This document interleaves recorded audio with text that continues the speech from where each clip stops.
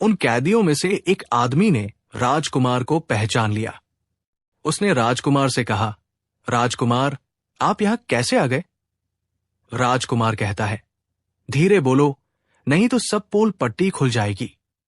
तब सभी कैदियों ने कहा, राजा साहब, आप यहां से भाग जाएं।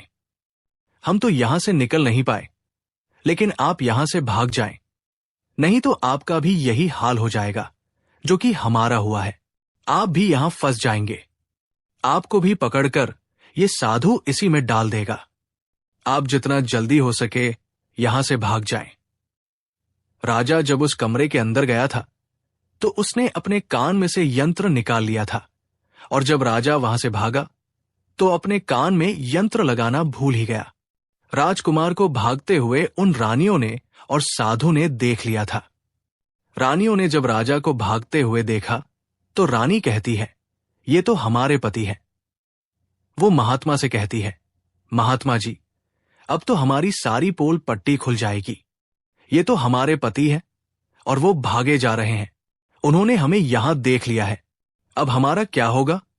और साधु कहता है, तुम यहां क्या देख रही हो? जल्दी जाओ और अपने पति को पकड़ कर लाना। तो रानियां राजकुमार को पकड़ने के लिए दौड़ी दौड़ी जाती है, लेकिन वो राजकुमार जो राजा था इतना तेज था कि वो अपने महल जा पहुंचा। घबराई रानियों के तो होश उड़ गए। फिर वे वापस उसी बाबा के पास आती है और बाबा से कहती है, महाराज, अब तो हमारे पति हमें जीवित नहीं छोड़ेंगे। हम जैसे ही घर जाएंगे वो हमारी जान ले लेंगे। महात्मा, आप हमें बचा लीजिए, इसका कोई उपाय कीजिए। तब जाकर वो साधु रानियों को एक जादुई कील देता है और कहता है कि जब तुम जाओ तो अपने पति को बहला फुसलाकर उसके माथे में ये जादुई कील घुसा देना। ये तुम्हारे पति को ढेर बना देगा और साथ मिलकर उसे मार देना। बस कहानी खत्म हो जाएगा। वे सातों रानियां साधु की बात मान लेती हैं और जादुई कील लेकर महल आती है। वे 7 रानियां आपस में विचार करती हैं कि राजा सबसे ज्यादा प्रेम सबसे छोटी वाली रानी को करते हैं, तो वे रानियां मिलकर जादू वाला कील छोटी रानी को दे देती है और कहती है, ये लो, तुम्हारा काम है। तुम किसी भी तरह राजकुमार के सर में ये कील गाड़ देना। तो छोटी वाली रानी कहती है, ठीक है, और छोटी वाली रानी कील ले लेती है। जब राजा ने उन 7 रानियों को आते हुए देखा तो क्रोध में कहा, पहले तुम यही रुको। पहले मुझे ये बताओ कि हमारे राज में और मुझ में ऐसी क्या कमी है कि तुम आधी रात को उस साधु के पास जाते हो? इसका क्या कारण है?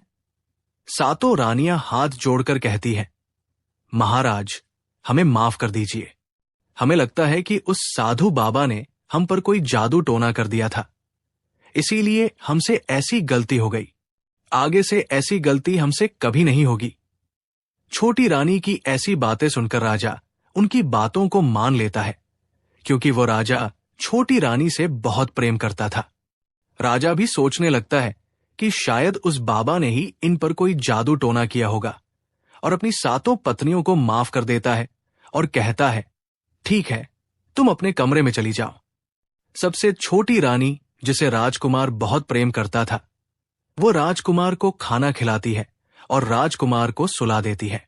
जब वो राजा सो गया तो वे रानियां भी वही आ जाती है। सबसे छोटी रानी जो थी वो जादुई कील निकालती है और राजा के माथे में घुसा देती है। राजा पूरी तेजी से उठा, लेकिन इतने समय में वो ढेर बन चुका था। अब उस राजा में इतनी शक्ति नहीं थी कि उन 7 रानियों से मुकाबला कर सके। वे 7 रानियां उस राजा को पकड़ने लगी। राजा फिर भी हिम्मत नहीं हारी और अपने महल की खिड़की से कूदकर राजा भागते भागते अपने गुरु के पास पहुंच गया और कहने लगा, गुरुजी, मुझे माफ कीजिए, मेरी जान बचाइए, नहीं तो मैं मर जाऊंगा। गुरु कहते हैं, बेटा, मैंने तुमसे कहा था कि तुम त्रिया चरित्र मत सीखो, इसमें जान भी जा सकती है। देखा इसका नतीजा। राजकुमार कहता है, गुरुदेव, मुझे माफ कर दो और जल्दी मेरी जान बचाओ, नहीं तो मैं मारा जाऊंगा। मेरी पत्नी ने मेरे सर में जादुई कील ठोकी है, जिसकी वजह से मैं ढेर बन चुका हूं। गुरु ने जब ध्यान से देखा तो कहा कि ये वही कील है जो साधु ने दिया है, मैं तुम्हें अब नहीं बचा सकता। राजकुमार कहता है, नहीं गुरुदेव, ऐसा मत कहिए, मैं आपका शिष्य हूं, आपका कर्तव्य है मेरी जान बचाना। तो गुरु कहते हैं, बेटा, मैं तुम्हें बचा तो नहीं सकता, लेकिन एक उपाय है। राजकुमार पूछता है, क्या उपाय है? तब अपने शिष्य की ऐसी बात सुनकर गुरु कहते हैं कि हम तुम्हें तोता बना देंगे, और जब हम तुम्हें तोता बना देंगे तो तुम सुखवती जाकर रहना, क्योंकि सुखवती पर जादू नहीं चलता है, और तुम्हें जब बहुत प्रेम करने वाली स्त्री मिलेगी तो तुम फिर से राजकुमार बन जाओगे। राजकुमार कहता है, ठीक है गुरुदेव, आप हमें तोता बना दीजिए। तो वो गुरुदेव उसे तोता बना देते हैं, और वो तोता बनने के बाद वहां से उड़ा और सुखवती जहां तोता रहते थे वहीं जाकर रहने लगा। सातों रानियां उस राजकुमार को खोज रही थी। जब राजकुमार नहीं मिला तो फिर से उस बाबा के पास जाती है और कहती है, बाबा जी, वो रात को राजा भाग चुका है, आप अपनी पोटली निकालिए और देखें कि वो कहाँ है। तो वो महात्मा अपना पोटली खोलता है और देखने लगता है कि वह राजकुमार अभी तक तोता बनकर राजा के घर में रह रहा है। वो साधु ये बात रानियों को बताता है तो रानियां कहती है, स्वामी, अब क्या करें? वो साधु कहता है कि अब तुम अपने राज महल में जाओ और जाकर घोषणा कर दो कि जो भी तोता पकड़ करके लाएगा हम उसे 5 सोने के सिक्के देंगे। उस राज्य के जितने भी बहेलिया थे वो तोता पकड़ने के लिए चारों तरफ घूमने लगते हैं, और जो भी तोता पकड़ते वो रानी के पास जाते और 5 सोने के सिक्के ले लेते थे और वहां से चले जाते, और वे 7 रानियां उस तोते को मार देती थी। ऐसे ही धीरे धीरे बहुत समय निकल गया, और वो राजकुमार जो तोता बनकर जहां गया था वहां सारे तोतों को बहुत अच्छी अच्छी बातें करता था, उन्हें बहुत ज्ञान की बातें बताता था। तो सारे तोतों को लगा कि ये तोता तो बहुत समझदार है, ये तोता तो बहुत अच्छी अच्छी बातें करता है, इसे हम अपना राजा बना लेते हैं। और सभी तोता मिलकर उसे राजा बना लेते हैं। राजकुमार सभी तोतों का राजा बन जाता है और वही छुपकर रहने लगता है। एक बहेलिया तोता पकड़ते पकड़ते सुखवती के उस पेड़ के पास पहुंच जाता है जहां पर वो राजकुमार तोता बनकर छुप कर रहता था। जब उस बहेलिया ने इतने सारे तोते को देखा तो अपने मन में सोचा कि अगर हम इतने सारे तोते पकड़कर रानी के पास ले जाएंगे तो हमें बहुत सारी सोने के सिक्के मिल जाएंगे। लेकिन वो बहेलिया सोचता है कि मैं इतने सारे तोते पकड़कर कैसे ले जाऊं। फिर अगली सुबह सारे तोते दाना चुगने के लिए उड़ जाते हैं। तभी वो बहेलिया उस पेड़ के पास जाकर उसकी डालों पर चाकू से कट लगा देता है, जिस कारण से उस पेड़ की गोंद निकलती है, और उसी गोंद के कारण तोते उस पेड़ पर चिपक जाने वाले थे। बहेलिया वही छिपकर बैठकर ये नजारा देखने के लिए इंतजार करता है, और जब शाम हुई सारे तोते उड़कर वापस उसी पेड़ पर जा बैठे। तभी उन सभी के पंख और पैर उस गोंद में फंस गए और वे सभी पेड़ की शाखाओं पर चिपक गए, क्योंकि पेड़ पर हर जगह गोंद ही गोंद थी। अब सारे तोते उस गोंद में पूरी तरह से चिपक गए थे। उनके साथ राजकुमार तोता भी शामिल था। तभी वे सभी अपने गुरु राजकुमार तोते से अपनी अपनी जान बचाने के लिए सलाह मांगने लगे। और एक तोता कहता है, हे राजन, आप कुछ भी करो, लेकिन हमें आजाद करो, नहीं तो सुबह बहेलिया आएगा और हमें पकड़ कर ले जाएगा तथा मार डालेगा। तभी राजकुमार उन सभी को शांत करके कहता है, मेरी बात को ध्यान से सुनो। जब सुबह बहेलिया आएगा तब तुम सभी मरने का नाटक करो, जिस कारण से वो बहेलिया तुम्हें निकालकर जमीन पर रख देगा। उसे ऐसा लगना चाहिए कि सारे तोते मर चुके हैं। समय रहते तुम सभी उड़कर अन्य सुरक्षित जगह पर जाना, बाकी मैं सब कुछ संभालूंगा। फिर वे सभी अपनी योजना के अनुसार पेड़ पर लटक गए, मानो जैसे सभी मर चुके थे। फिर दूसरी सुबह जब बहेलिया वहां आता है तो वो देखता है कि सारे तोते मर चुके हैं, और उसे इस बात का दुख हो रहा था कि सारे तोते मर चुके हैं। इसलिए वो उन सभी को पेड़ से निकालकर जमीन पर रख देता है। तभी सही मौका देखकर सारे तोते झट से उड़ गए। वहीं दूसरी तरफ उसने देखा कि जो राजकुमार था, जो तोता बना हुआ था, वो वहीं पर रह गया और नीचे जितने भी तोते थे वो सभी उड़कर भाग गए। बहेलिया ने सोचा, अरे ये क्या हुआ? इस पेड़ पर सिर्फ एक ही तोता है जो कि मरा लटका हुआ है, और जितने तोते मैंने छुड़ाकर नीचे फेंके वो सभी उड़कर भाग गए।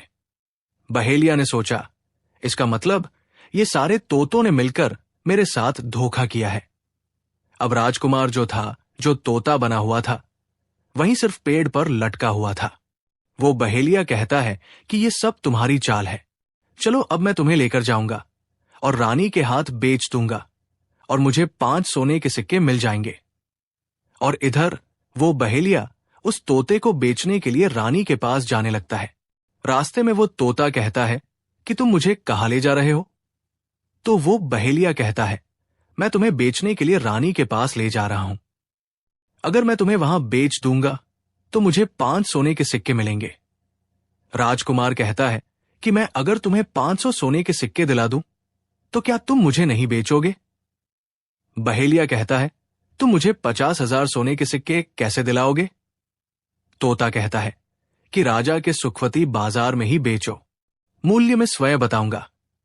बहेलिया उस तोते की बात मान लेता है और रानी के पास बेचने की जगह राजा के राज्य के मेले में तोते को बेचने चला जाता है। और राजा के राज्य में ये नियम था कि अगर किसी व्यक्ति का सामान शाम तक नहीं बिके तो वो राजा स्वयं आकर उसे खरीद लेता था। बहेलिया उस तोते को लेकर बाजार में पहुंचा हुआ था। जब कोई व्यक्ति उस तोते को खरीदने आता है तो वो पूछता कि ये कितने का है, तो वो बहेलिया कहता है कि तोता अपना दाम स्वयं बताएगा। तो वो तोता अपना दाम इतना बता देता कि कोई भी व्यक्ति उसे खरीद ही नहीं पाता। ऐसे ही करते करते शाम हो गई और अब सभी अपने अपने दुकान लेकर चले गए। सभी का दुकान उजड़ गया था। बस एक बहेलिया और एक तोता ही रह गए थे। इधर राजा ने अपने सिपाहियों को आदेश दिया कि जाओ देखकर आओ, किसी का सामान तो नहीं रह गया है। जब राजा के सिपाही आए तो उन्होंने देखा कि एक बहेलिया तोते को लेकर बैठा हुआ है। सिपाही बहेलिया से कहते हैं कि बहेलिया, तुम्हारा तोता क्यों नहीं बिका? तुम इसे कितने में बेच रहे हो? तो तोता कहता है कि जो इन्हें 500 सोने के सिक्के देगा वही मुझे खरीद पाएगा। उस तोते की बात सुनकर वो सिपाही आश्चर्य में पड़ जाते हैं और सोचते हैं, अरे ये तोता अपना मूल्य स्वयं बताता है।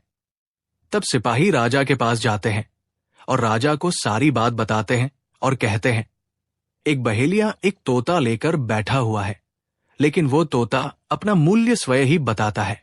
वो इतना महंगा बताता है, शायद इसीलिए उसे कोई खरीद नहीं सका।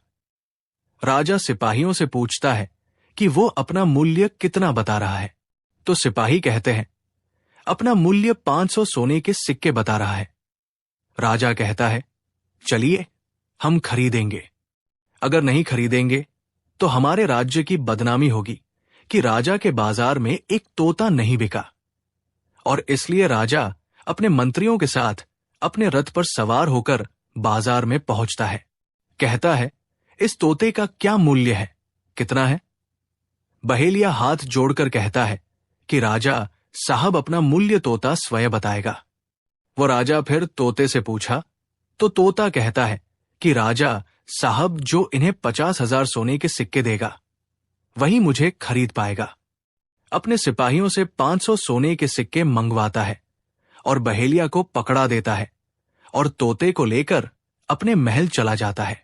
वो तोता बहुत ही बुद्धिमान था क्योंकि वह राजा था। वो तोता राजा को बहुत अच्छी अच्छी बातें बताने लगा। जब राजा पर कोई खतरा आने वाला होता तभी वो तोता बता देता कि राजा साहब, आप पर यह खतरा आने वाला है।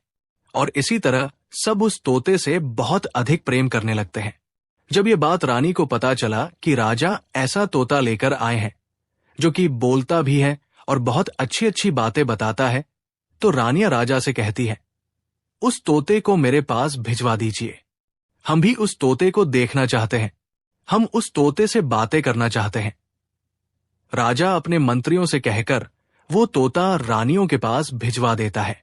रानी उस तोते से बातें करके बहुत खुश हो जाती है। रानी भी तोते से बहुत प्रेम करने लगती है और कहती है कि वाह रे तोता, इसीलिए तुझे राजा साहिब ने 50,000 सोने के सिक्के देकर खरीदा है। राजा की एक पुत्री थी जो कि बड़ी सुंदर थी। रानी अपनी पुत्री से कहती है कि आज से तुम ही इस तोते का ध्यान रखो और कल तुम इसे अच्छे से धोकर नहला देना। वो राजकुमारी भी उस तोते से बहुत प्रेम करती है। जैसे ही सुबह हुई, राजकुमारी उस तोते को लेकर नहलाने जाती है। राजकुमारी तोते को नहला रही थी तो उसने देखा कि तोते के सिर पर कील जैसा कुछ लगा हुआ है। राजकुमारी उसको निकाल देती है। राजकुमारी जैसे ही कील को निकालती है, वो तोता पहले वाला एक सुंदर सा राजकुमार बन जाता है। उसे देखकर राजकुमारी घबरा जाती है। राजकुमार कहता है कि तुम घबराओ नहीं, ये कील वापस से मेरे सर में लगा दो तो मैं फिर से तोता बन जाऊंगा और इसके बारे में मैं तुम्हें रात में बताऊंगा। तुरंत ही वह राजकुमारी वो कील राजकुमार के सर में लगा देती है और वो वापस से तोता बन जाता है।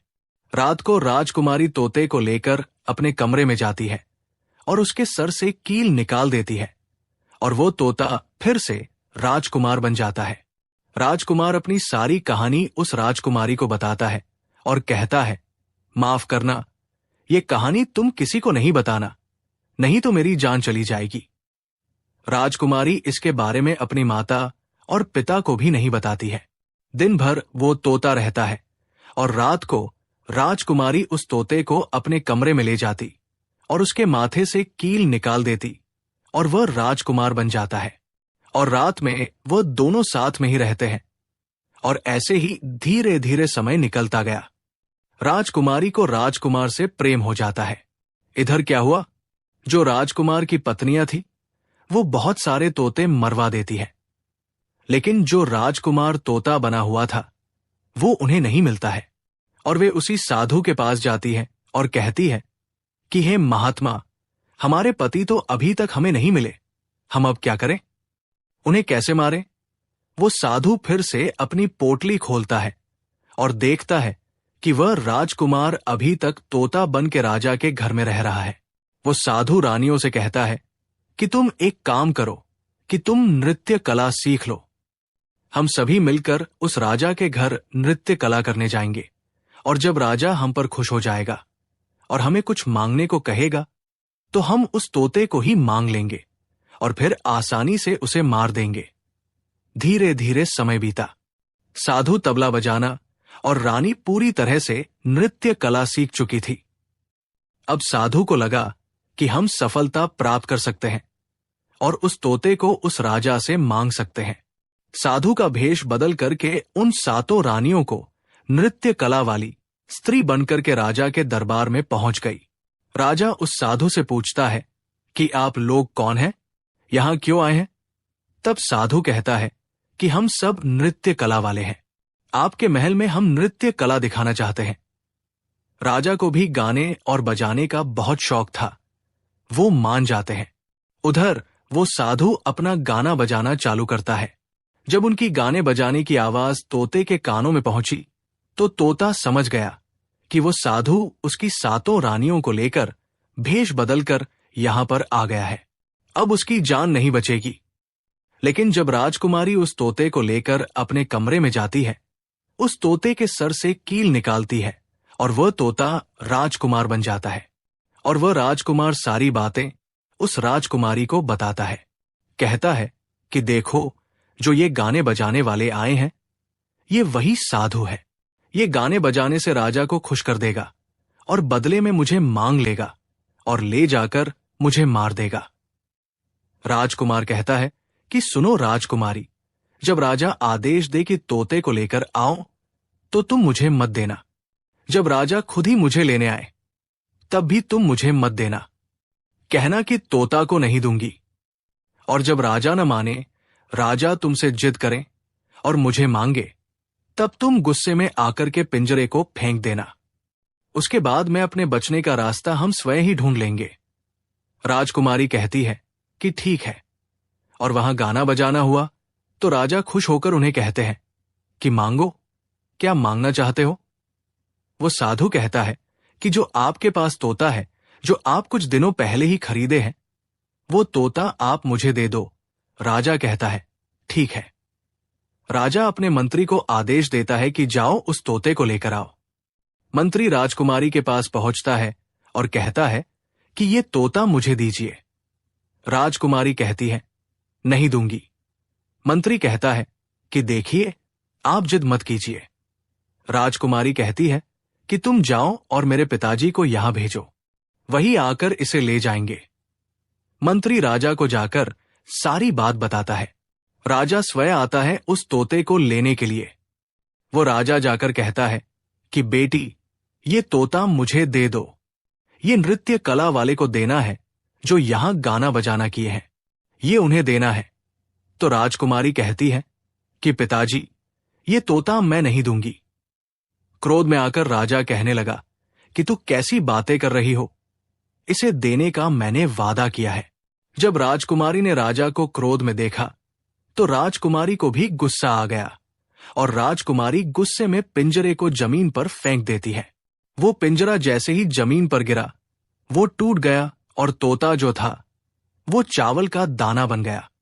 और जैसे ही साधु को ये बात पता चली, साधु भी तुरंत कबूतर बन जाता है और उस दाने को कबूतर खाने लगता है।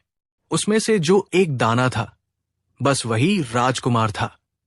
जैसे ही वो दाना कबूतर खाने वाला होता है, राजकुमार बाज बन जाता है और एकदम से कबूतर पर झपटता है और उसे मार देता है। इस तरह से उस साधु की मृत्यु हो जाती है। राजा ये सब देखकर आश्चर्यचकित हो जाता है। उस कबूतर को मारकर फिर से तोता बन जाता है और जो राजकुमारी थी उस तोते से कील निकाल देती है और वो फिर से पहले जैसा राजकुमार बन जाता है। राजकुमारी अपने पिता को सारी बात बता देती है। राजकुमार कहता है कि देखिए राजा साहब, मैं भी एक राजा हूं और मैं आपकी बेटी से प्रेम करता हूं और मैं उनसे शादी करना चाहता हूं। वो राजा अपनी पुत्री से पूछता है कि बेटी, क्या तुम इससे शादी करना चाहती हो? तो राजकुमारी कहती है कि पिताजी, मैं इससे प्रेम करती हूं। और फिर राजकुमार उस राजा की पुत्री से विवाह करके अपने महल जाता है और जो उनकी 7 पत्नियां थी उनको पकड़कर बंदी गृह में बंद करवा देता है और राजकुमार खुशी खुशी उस राजकुमारी के साथ रहने लगता है।